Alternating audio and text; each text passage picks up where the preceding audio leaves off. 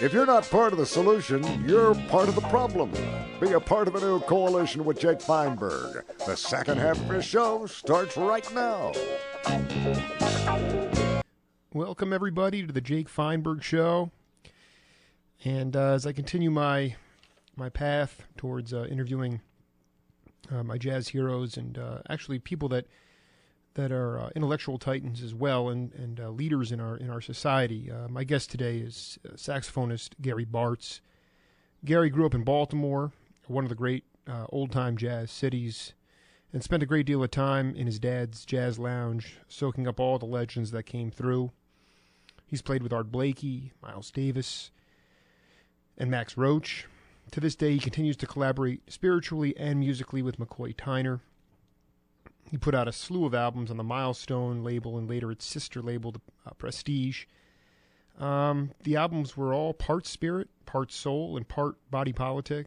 And today he remains incredibly active, teaching music at Oberlin College in Ohio and playing all over the world.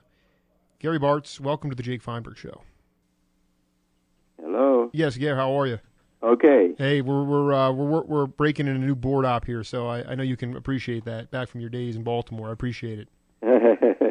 How are you, my friend? I'm good. How are you? I'm doing fine. I wanted to. Did you hear my introduction to you? I did. Okay, yeah, good. Thank you for having me. You know, it's an honor to have you on the program, my friend. I wanted to start by having you talk about what you're doing right now as far as teaching is concerned, and you know, how much of the time do you spend, I guess my question is this, how do you develop or how do you get younger students to develop their own sound? Well, I try to show them the way my generation and almost every generation up until the last maybe 20 years have learned music. But before I even go there, you know, because you use that word jazz, and jazz is a word that's very confining, and that's why most musicians do not use labels for their music, because it has no other label other than it's music. You know, I mean, water is water, air is air. Yes. You can segment it and segregate it if you want to, but it still ends up being air. Same thing with music. It always ends up being music. I don't care. Just like Duke Ellington said, it's two types if you want to divide it, good and bad, and that's subjective. But so no, I you know, for my audience's sake, when Gary and I talked previously, he made it very clear to me he plays music, not jazz. So, you know, if I use any type of segregated language, please feel free to step in at all costs. So continue. Well, what it does, it reveals me something about the person that uses that word.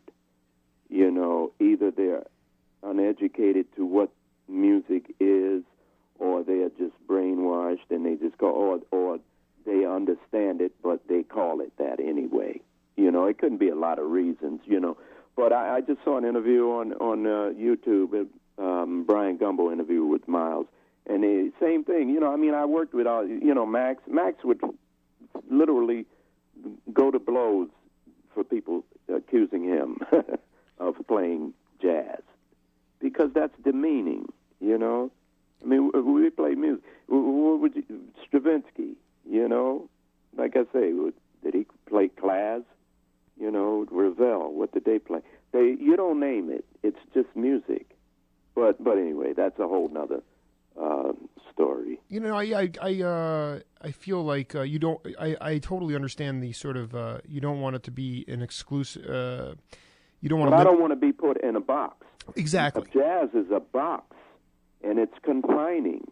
And so that whenever I would do things that the so-called jazz purists didn't like, you know, I was selling out, or I was doing this, or I was playing music all the time. Whatever I do, I'm going to play music, because that's what I am. I'm a musician. Same problem we had with Miles. People said he's selling out, he's doing this. But look, I trusted Miles's musicality and his musical intellect, that I knew whatever it was he was doing had validity. So I didn't just, scoff at it. I checked it out, and I saw what he was doing, He was being an artist, like he was, and a very intelligent artist, and most artists are usually ahead of the public, but that's because that's what we study. We're studying it, where the audience just hears the end result. They don't hear all of the years to get to a certain song or to get to play a certain way. They don't see all those years, hours and hours traveling. They don't see all of that. I wanted to ask you, result, which is good, but then to just say, "Oh, that's jazz," mm-hmm. I'd much rather just say it's music, because that's what it is. Well, but, I wanted to ask. I have this discussion all the time because most people don't understand it. I really don't see it. I don't see it. No, and that's just coming from somebody. I mean, I think it has something to do with sort of the media construct that we have developed. And you go on, for instance, if I'm looking for Gary Bart's, a couple of your albums from the late '60s. Mm-hmm. Let's just say I'm looking for Home or Libra, and I go on to a website that sells records. Mm-hmm. It's going to say, they're going to rave about the album, but the word jazz is going to be used 5 or 6 times in that description. Right. So through the medium that I'm looking for this stuff, it goes into your head and you start to learn this. You become indoctrinated in it. Right, it does. And I understand why it happened. It happened initially because if you go into a record store and there were different types, it made it easier to find certain things. Exactly. But in this music, the more modern music, they weren't in the stores mostly anyway. so it didn't matter, that could be construed as something else.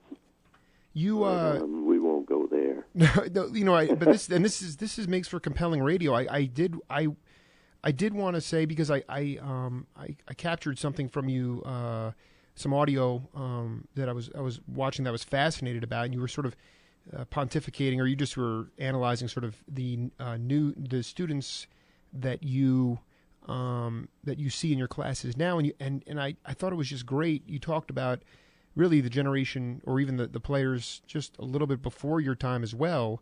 They didn't have music schools to go to. They couldn't go and learn a certain style. And so they had to develop their own style. And like you said, it took hours, and it took a lot of traveling, and it just took a lot of blood, sweat, and tears. And but hence you had yourself, and you had Woody Shaw, and you had Miles, and you had all sorts of different players, just to name a couple, that developed their own sound. But now you say, because there's all this stuff to comp, it makes people, technically they can read music very well, they're very proficient, but yet you say they sound like certain people. Could you talk about that for a minute? Well, when you're being taught by the same teacher, you seem to, all of the students have a certain, you can tell. Like, just for instance, like, you can tell the saxophonists that love Charlie Parker. And they might not even had one-on-one with Charlie Parker, but just listening to him, he taught them. And so then they end up sounding like him. Well, when you take that into the schools and you have a saxophone teacher teaching students, you can fall prey to having everyone have a similar, be similar. You have to watch it because everyone's individual, and you have to approach it like that. You can't approach it like most educational curriculums. They have a curriculum, and this is the way you teach it. So fortunately, a lot of schools that do teach this music, they are not that strict about the curriculum. They allow the teachers more leeway. But a lot of schools, I can tell when guys come from certain schools, I won't mention any names.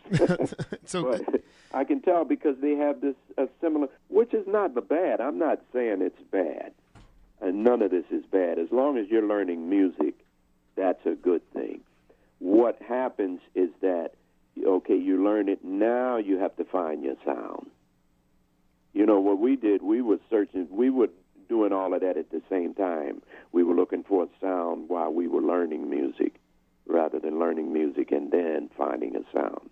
You did, though, and we are jumping around here, and we're joined by Gary Bartz. This has been an electrifying interview already, and I appreciate you dealing with us through those early technical problems.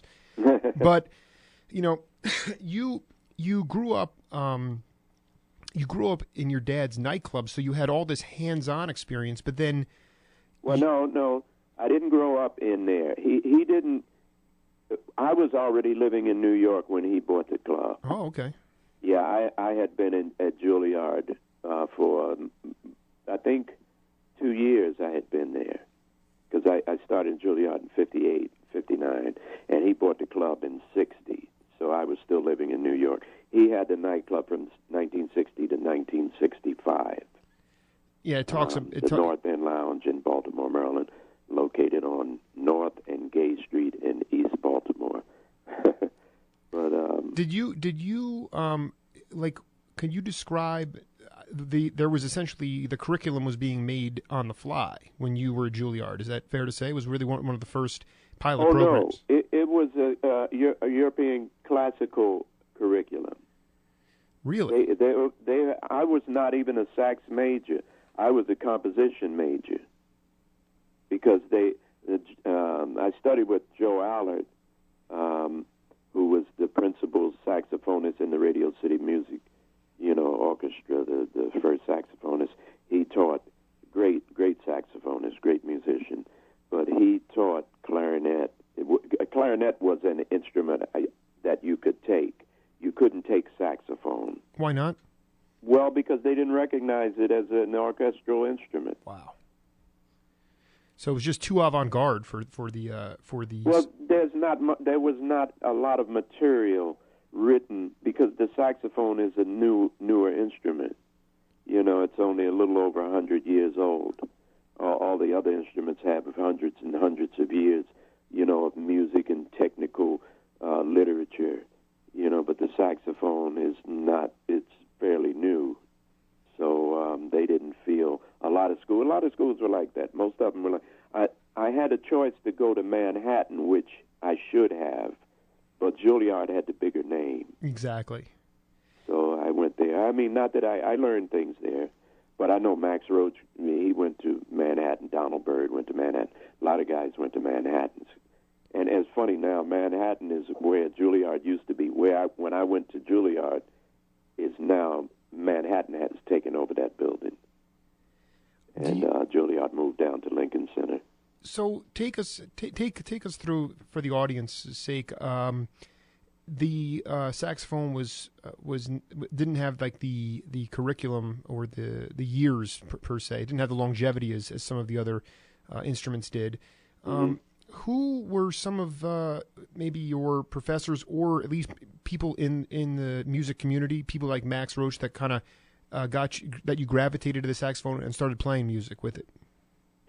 Well, I heard these records at my grandmother's house where my uncle lived, my father's youngest brother, Leon, and he loved this music, and he would go to New York and bring back the latest records and stories of where he went to Birdland and saw Dizzy Gillespie telling stories, and I'd listen to these music. I started listening to these records when I was about 6 years old, and I stumbled across a Charlie Parker record, and as a 6-year-old, not knowing anything about music or whatever, I made a decision that I wanted to do this, whatever that was, that this person, I didn't know, it could have been a man, could have been anyone.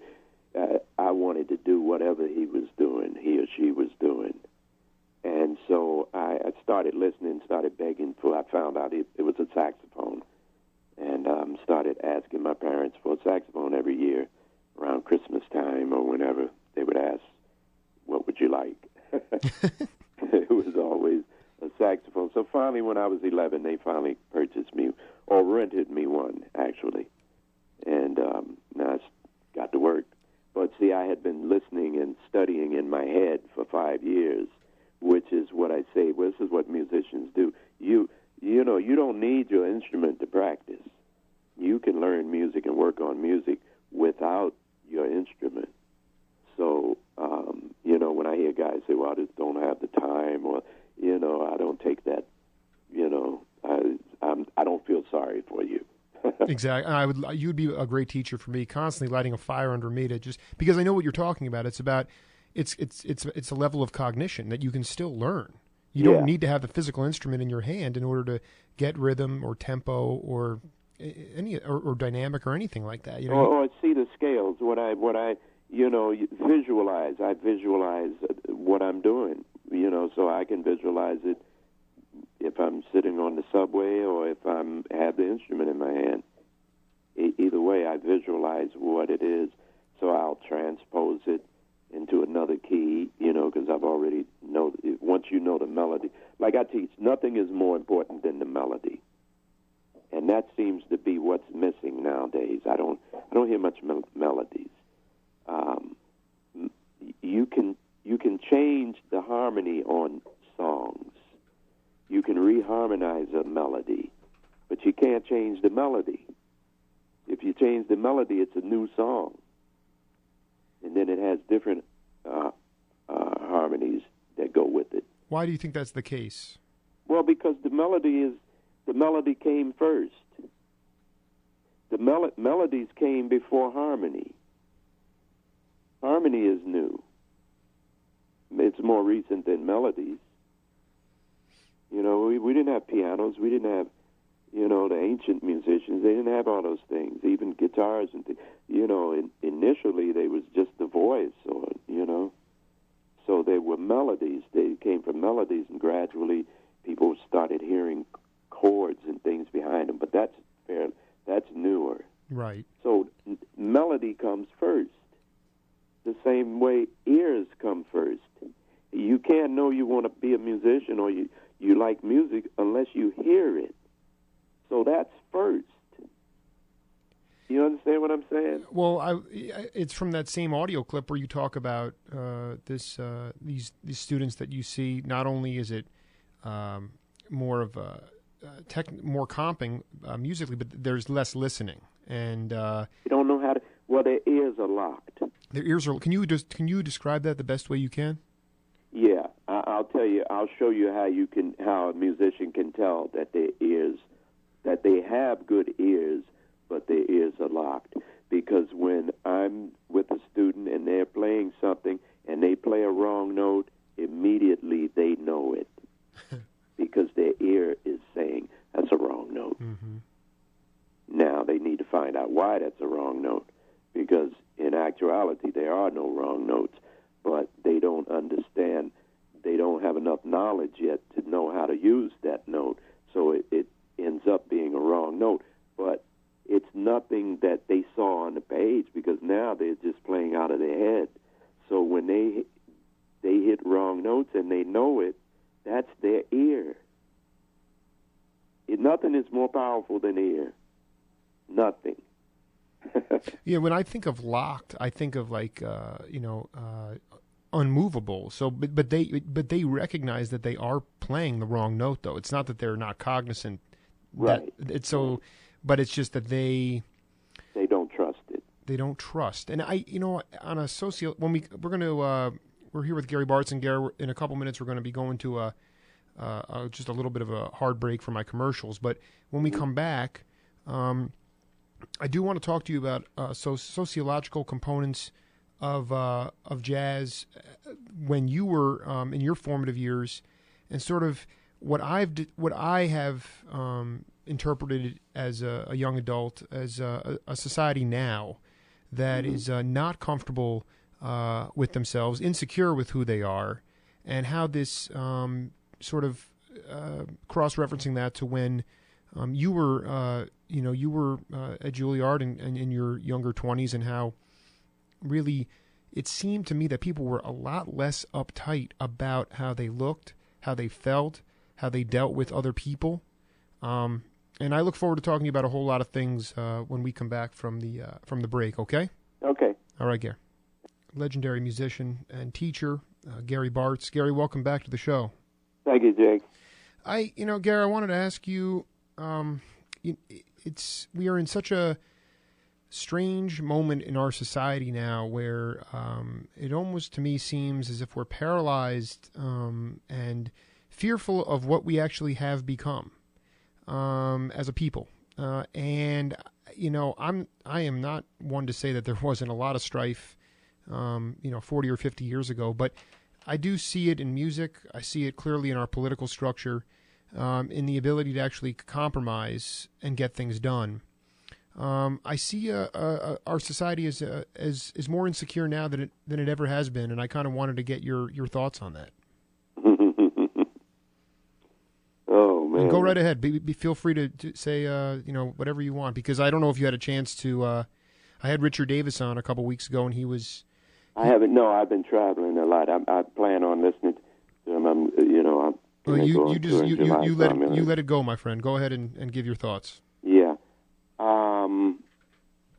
I think as humans, we have, and this is just across this planet, we have yet to become human beings. We're still human animals. And I don't know why. I don't know whether there's a defect. I don't know whether it was bred into us, put into us, whether we developed it, but we're animals. We go crazy, we kill, we do things that animals do. We have a human being, in my estimation, would do none of these things. Human beings would not do that. So that's it in a nutshell for me. That takes care of everything because we're animals. Yeah. Let me, in the sense that there's a lot of strife and there's poverty and there's rape and there's all sorts of deprivation, everywhere. Yeah. I was wondering, was there a period of time that you, maybe when you were a little bit more naive or hopeful that you believed that we were turning a corner in an evolutionary sense, or have we gone backwards? It seems as if we're going backwards. It seems as if, because there's always been wars where somebody's always killing somebody or trying to, subjugate them under their power, or, it's just as far as history, you just go on and on. I mean, I look at things like, I grew up in a segregated city. Okay, so I saw segregation in its filthiest, like my mother, if she took me, she was very light. She could have passed for white, but so if she took me to the stores, department stores, she couldn't try on clothes. If she went by herself, she could. And I'm not understanding this. As a kid, you don't understand it. These things have long-lasting effects on you. Absolutely. We had the black movie, we had the white movies. We had the black swimming pools, we had the white swimming pools. We had the black schools. We had 2 high schools in Baltimore. It used to be the 6th largest city in the United States back in around the 30s or 40s, but because it's a seaport. But it was segregated. It was on the south side in the Civil War. It's right on the Mason-Dixon line, so it could have gone either way. Maryland was used as a free state. They supposedly didn't have slaves, although they did, especially on the eastern shore, where Frederick Douglass came from. That's where he was born. The great writer, and he actually had the newspaper called the North Star up in Rochester, New York, during the Civil War times. Yeah. Yeah. Brilliant man. Yeah, really, really great. Yeah. Just to be clear, just to go back to the scenario with your mother, you were darker than her, so then therefore, because you were black, she couldn't try on clothes in the department store. Right. Right. Mm-hmm. So and the schools were segregated, so you took different buses to school. Mm-hmm. We had a high school on the east side and one on the west side. And so, but there were positives. There's always positives and negatives to everything. The community was much closer because everybody knew each other because they went to the same schools, their moms and dads and everybody, because you could only go to these schools. So consequently, everybody knew each other and the community was better, which also happened in the music industry. It used to be when we used to travel, we could only stay at certain hotels in a lot of places.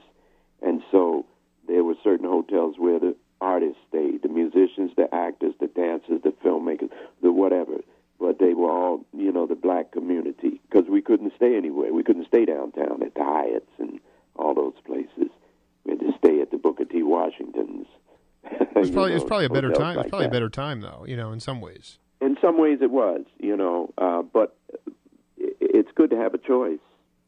You need to have choice, and you can't be segregated. I mean, I think what I want to talk to you about is to go back to your childhood, and if you can, the long-lasting effects of this sort of racism, the things that you internalized as a young boy that maybe you still haven't come to terms with. Like the department store kind of thing. I've definitely come to terms with it. I think this country needs to come to terms with it. Well, that's what I mean. I mean, what I'm trying to say is it was this country's original sin, which was slavery. Yeah. And it seems to me that it's one of these things, if I can use the analogy, where we've dug white Americans, continually through the years we've already dug ourselves a huge hole. We know slavery was a black eye. We feel totally guilty about it. We know that it was completely wrong and not human. We weren't being human beings at all. Yeah. And yet, it's one of those situations where the hole is so deep, Gary, that you just keep digging it deeper and deeper. You can't get. There's no way to get out of it. I think America needs a 12-step program. Exactly. SA. Let's list those off. Where do we start? RA, Racism Anonymous. RA, 12-step program by Gary Bartz. I love it. No, I mean but it just speaks to. I mean, this is. I'll tell you this day in this day and age, the kind of fights that we're having at the political level and at the grassroots level. Mm-hmm. These are not things that I want to be trying to decipher or explain to my daughter when she gets to an age where she can understand this stuff. This is embarrassing to me. And just as I know that if I had been around, if I had been your age growing up, I would have been. It would have made me sick to my stomach to see the treatment, the segregation. Oh yeah. I have. Part of the show, I mean, because we could spend the whole time talking about Harlem Bush music or Follow the Medicine Man, and but at the same time, I kind of feel that I want to offer a platform to people like yourself to be able to talk about race in America and where we need to go and how we need to evolve, because I don't think we're not going to see it in our lifetimes, but how can we at least start that process to move forward and become more like human beings? Oh man, I always, and I think we have to put the faith in the young people. We just have to teach our young people, and I think more and more young people do see the folly of racism. But as they get older, I mean, if you can use, it's almost like drugs. If you're a drug addict and you're trying to stop using drugs, and you don't feel well, and you have a meeting to go to, or you have to do something, and you know that all you have to do is get high, and you'll feel better. A lot of times that people fall off the wagon like that, and they skip the meeting. They skip the meeting and get high and miss. It's kind of like that with race. As you're young, you know that it's wrong, mm-hmm. but when advantages come that only your race can deal with, or where you might have an advantage over somebody else, you might go that way and step on somebody's toes, or as you get older, things change, and your feelings change, and all kinds of things change. We just don't. First of all, let me say this, and I hope I don't step, and I'm sure I will step on toes, but I think religion, and this goes across the board, I'm not talking about any one specific religion. I think religion has done more harm than almost anything else. And it's condoned slavery, it's condoned racism, it's condoned everything, killing. It's been over 2,000 years, and it's not working. Yeah, and it's also it's condoned those things, and it's also made it very clear what is not acceptable as well. And it's, right, but you don't need a religion to do that. You can do good agree. Without a religion. Why should I need a religion? This is what I mean, human beings. A human being just naturally does good things. They don't need a religion. Right, but there are, and I am totally on the same page as you. I'm just from a psychological point of view, I would say that there are a lot of people that grow up not having a real inner core, a value system, and they latch onto something and they say, "Oh, this feels right, so I'm going to just be a follower. I'll be a follower of the herd, as opposed to somebody who's going to follow their own true, like you said, their own human feelings." And they become locked into something that is extremely rigid and extremely fundamentalist, and it doesn't lead to anything progressive or forward or evolutionary, really. It takes you backward. Yeah. I use common sense. I try to use common sense. And for me, if it takes me 2,000 years to learn that something doesn't work, then the problem is mine. That's a whole lot of wasted time. You know what I'm saying? It was supposed to be a good thing. And not that it isn't in a lot of respects. It is a good thing. Like I say, everything has pros and cons.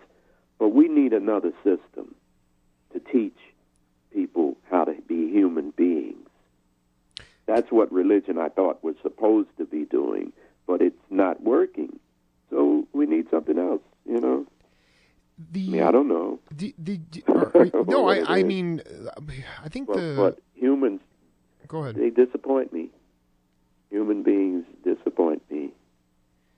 I want to go back to I say human animals, rather. Human beings don't disappoint me. Human animals disappoint me. And I just want to be clear, we're not. There are some human animals that have evolved more than others. I think is that we're not all.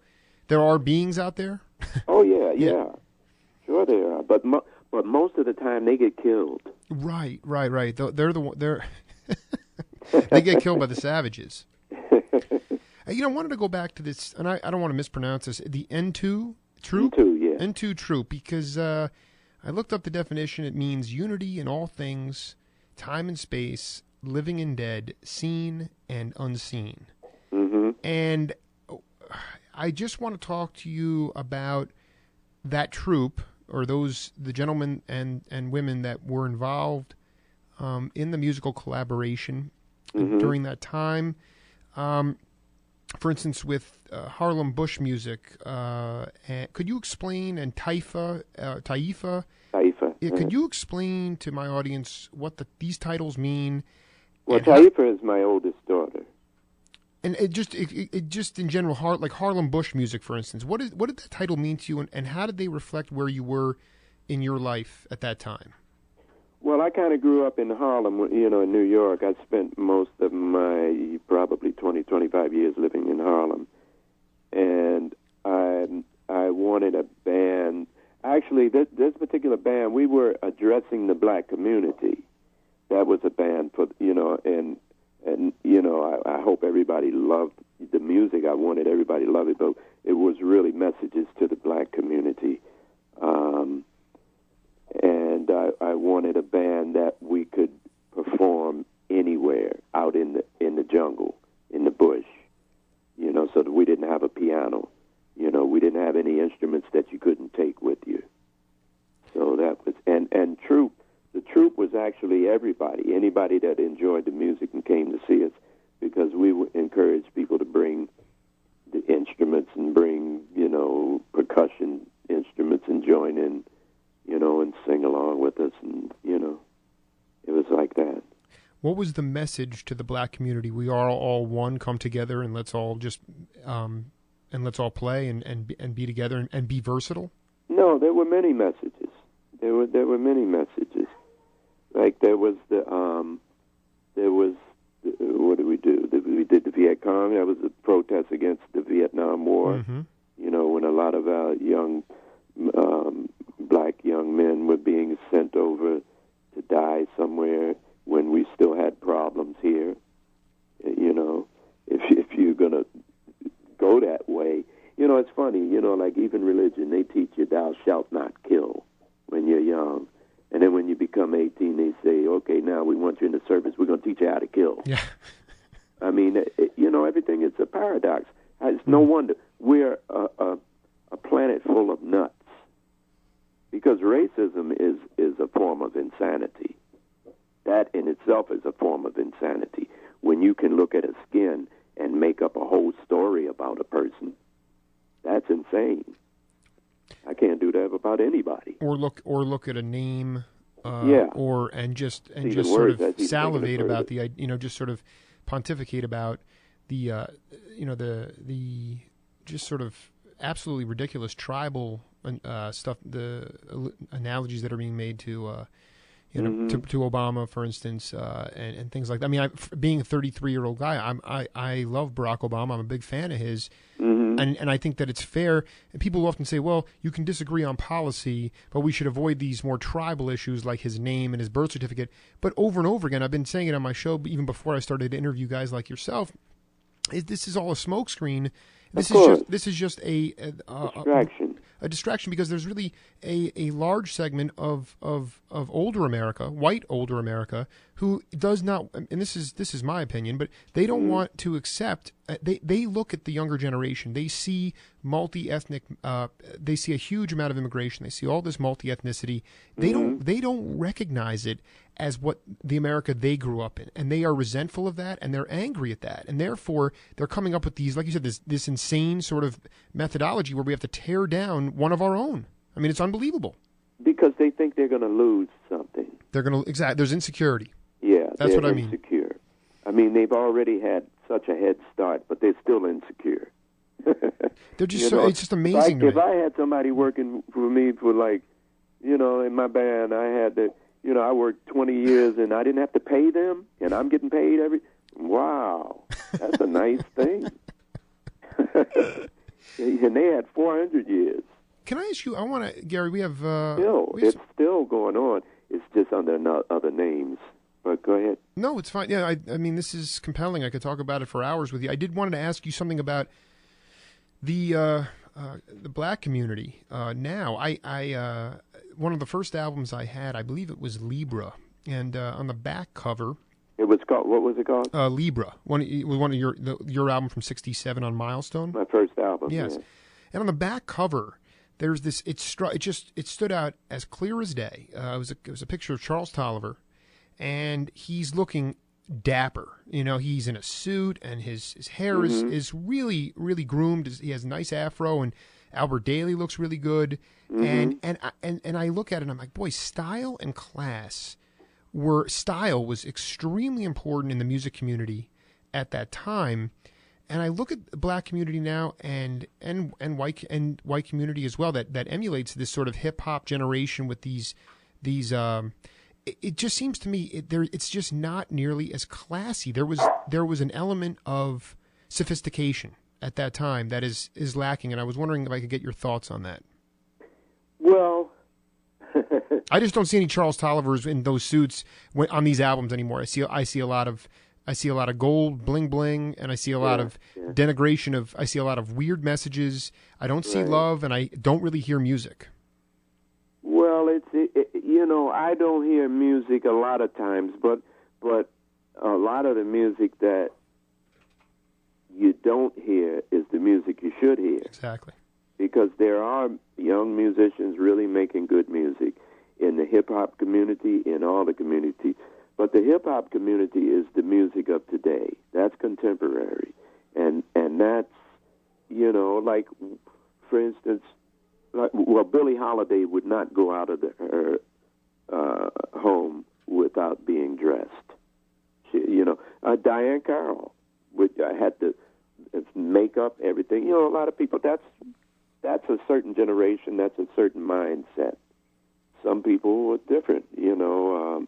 Some people more what they used to call bohemian, and you know, Miles set a style. You know, he set certain style, the way he dressed, and people emulated him. Train was not a great dresser, you know, but his music transcended clothes because it's not really about clothes. It's about the art of it. You know, Beethoven didn't necessarily dress good all the time. They say he would be disheveled, but that didn't stop him from being a great musician. So I don't know. I don't worry about those kind of things. Let the young people dress the way they want to. It was I dress the way I wanted to. Let them dress the way they want to. I mean, it's a lot of brainwashing, and when they put these people up as examples and people see it, you know, that's. But I'm not in charge of the media.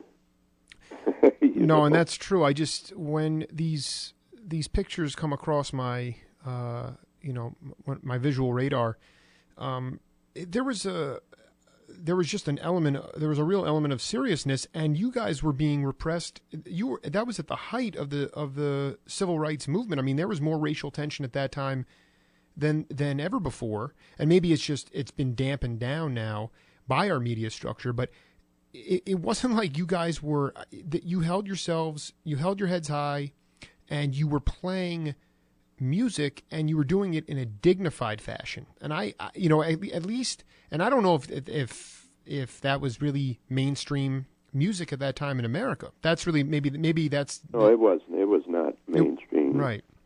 You know, but I mean, it's like when I used to go to see the Dells and James Brown and Marvin Gaye and the Impressions. They all dressed up. We're entertainers. You dress up. You don't go to do a show dressed the same way you walk around in the streets. This is something special. People paid to come to see you. People paid. They dressed up. Exactly. You know what I mean? People dress up. I'm going out. I'm going to see Bart's tonight. You know, and I'm going to dress up too because they're coming to see me. What I'm going to come in with jeans on and hanging out. You know, but I mean that's what the young kids do. So the people that go see them dress like them. Well, you had flash though, my friend. I mean, there's no doubt. The album the second album I ever owned was the one album you made on Catalyst called Juju Man. Oh yeah. And you're wearing a shirt with a frog on it. I mean, you were looking great. I mean, the whole you guys were. It was just footloose and fancy free. People were not. You guys weren't uptight, that's for sure. And whoever was producing those sessions just said, these guys know what they're doing. I'm going to get out of their way and let them have fun. And I'm not going to micromanage so much. Well, but see, that's a thing. That goes into another subject, that the record industry and why the record industry has failed. I know we need to talk about that too, and I meant it's OYO, right? Own your own record, right? And I wanted to, and Garrett, I wanted to just cordially, in sometime later in the summer, when it works for you, I'd like to have you come back because we have a whole lot of other things to talk about. Okay. Is that okay if you can do that? Sure. I wanted to ask you before you go. My buddy is going to see you at the Blue Note in a couple weeks. Do you want to talk a little bit about that? You're playing with McCoy Tyner or opening for Booker T? Oh no, is that the thing? I'm not sure. I didn't want to put you on the spot. My buddy said I'm going to see Bart's in a couple weeks. I know I'm doing the Highline Ballroom in June with Questlove, Christian McBride. That's it. Booker T. Yeah, I think that's at the Highline. It's for the Blue Note Jazz Festival. Well, that's fantastic. Actually, not even Jazz Festival, for the Blue Note Festival. Yeah, let's be clear. It's all music, right? Yeah. Yeah, exactly. And they're celebrating, I think, their 30th year and 30th anniversary. So they have a month-long series of shows every night in different venues around New York City. And that. So tell me the venue, the Highline Ballroom. The Highline Ballroom. The Highline Ballroom, and for the audience's sake, will you be playing with all different types? Will you get up with Booker T and play with him, or is it going to be kind of a free moving thing, or you do have your own group? We're all playing together. I think we're all going to play together. Yeah. Oh, that sounds we great. might be featured. We haven't rehearsed yet, but I'm pretty sure we'll do it like that because Questlove and Christian and I have been talking about doing something anyway. Well, my friend might come to you with a Jake Feinberg Show T-shirt for a signature, if that's okay. Tell him to bring me one. I will. Hey, listen, Gary, I want to tell you, I want to tell you what an honor and a pleasure it was. This is a start of a conversation with you, and I look forward to doing it with you again, my friend. Okay, I enjoyed it. Have a great day. This is the Jake Feinberg Show, everybody, and we'll see you next week. Goodbye. Send them shine.